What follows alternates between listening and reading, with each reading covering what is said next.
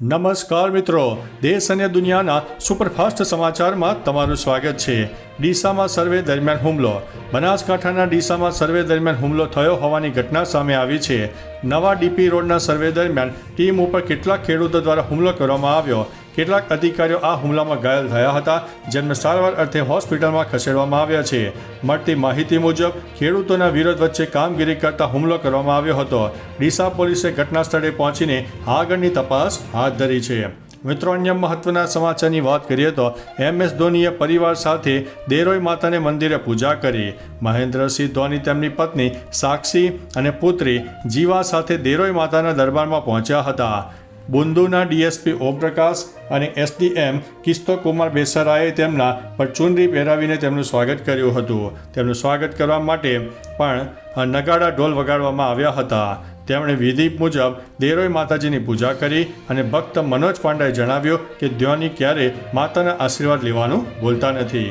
મિત્રો, અન્ય મહત્વના સમાચારની વાત કરીએ તો વિશ્વની સૌથી મોંઘી જર્સી પહેરશે વેસ્ટ ઇન્ડિઝની team. West Indies champions team વિશ્વની સૌથી મોંઘી ક્રિકેટ જર્સી પહેરવા જઈ રહી છે। આ જર્સી વેસ્ટ ઇન્ડિઝના દિગ્ગજ ખેલાડીઓ વેન બ્રાવો, કિરણ પોલાર્ડ અને ગ્રીસ ગેલ દ્વારા લોન્ચ કરવામાં આવી હતી। આ જર્સી ખાસ કરીને 18 કેરેટ સોનાની ડિઝાઇન કરવામાં આવી છે।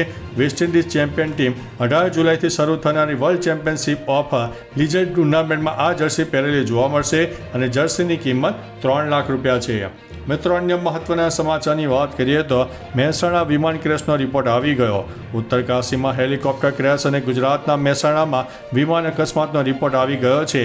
એરક્રાફ્ટ એક્સિડન્ટ ઇન્વેસ્ટિગેશન બ્યુરો અનુસાર બેલ 407 હેલિકોપ્ટર ઇમરજન્સી લેન્ડિંગ કરી રહ્યું હતું, ત્યારે હેલિકોપ્ટરનો મુખ્ય રોટર ઉપરથી પસાર થતા ફાઇબર કેબલ સાથે અથડાઈ ગયો અને તે ક્રેશ થઈ ગયું હતું। તાલીમાર્થી પાયલટ મહેસાણામાં ઉડાન ભરી રહ્યો હતો, ત્યારબાદ તેનો ATC સાથે સંપર્ક તૂટી ગયો અને અકસ્માત સર્જાયો હતો।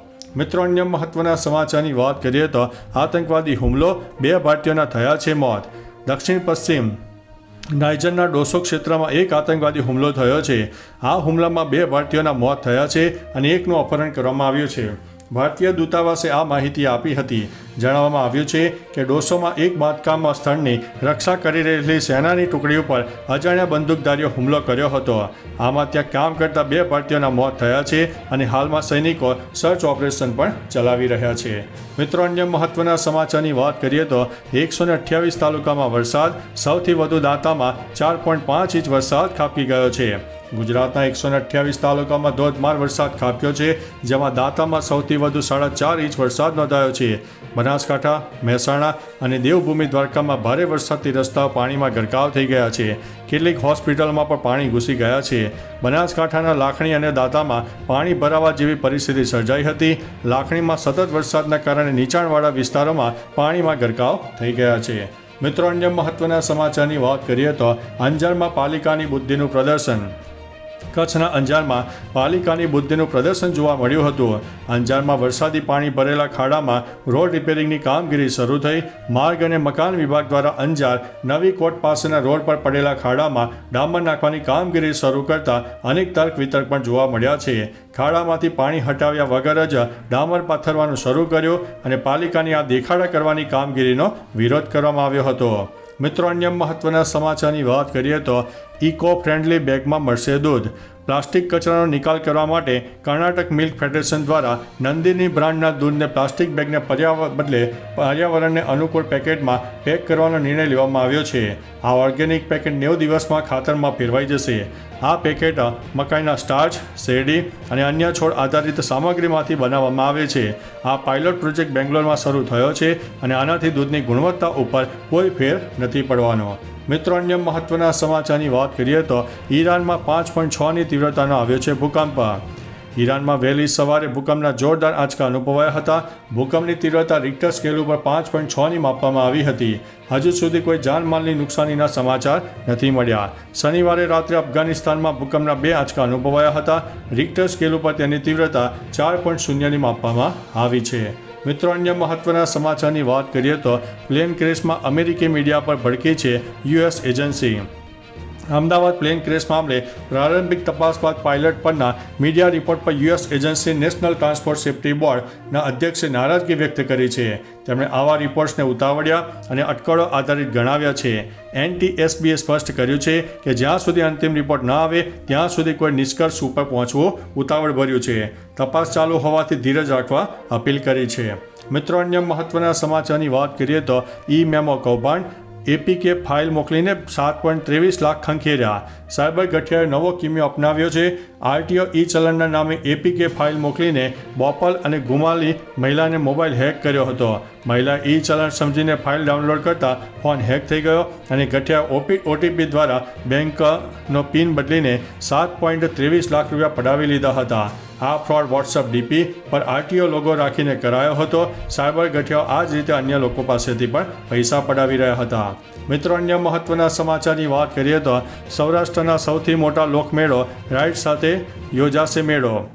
રાજકોટ સહિત સૌરાષ્ટ્રના સૌથી મોટા લોકમેળા અંગે ચાલી રહેલા વિવાદનો અંત આવ્યો છે. મુખ્યમંત્રી અને ગૃહમંત્રી સાથેની બેઠક બાદ રાજકોટના રેસકોર્સ મેદાનમાં રાઇડ સાથે જ મેળો યોજાશે. રાઇડ સંચાલકોએ માત્ર ચાર્ટર એન્જિનિયરનું પ્રમાણપત્ર રજૂ કરવાનું રહેશે. 25 જુલાઈ સુધીમાં ફોર્મ સ્વીકારાશે અને 28 જુલાઈ સુધીમાં હરાજી પ્રક્રિયા પૂર્ણ કરાશે. આ નિર્ણયથી રાઇડ સંચાલકોમાં ખુશીનો માહોલ જોવા મળ્યો છે. મિત્રો, અન્ય મહત્વના સમાચારની વાત કરીએ તો ગુજરાતમાં હજુ પણ હળવા મધ્યમ વરસાદની શક્યતા. ખાસ કરીને સૌરાષ્ટ્રના જામનગર અને મોરબીમાં ભારે વરસાદ, જ્યારે કચ્છમાં પણ વરસાદની શક્યતા રહે છે. રાજ્યના મોટાભાગના વિસ્તારમાં ગાજવીજ સાથે વરસાદની શક્યતા છે. મહત્વનું છે કે ચાલુ સિઝનમાં ગુજરાતમાં સરેરાશ 51.37% વરસાદ નોંધાયો છે, જેમાં કચ્છમાં સૌથી વધુ અને ઉત્તર ગુજરાતમાં સૌથી ઓછો વરસાદ પડ્યો છે. મિત્રો, અન્ય મહત્વના સમાચારની વાત કરીએ તો 2 સગા ભાઈઓએ એક જ છોકરી સાથે લગ્ન કર્યા. હિમાચલ પ્રદેશના સિરમૌરમાં 2 ભાઈઓ એક જ કન્યા સાથે લગ્ન કર્યા છે.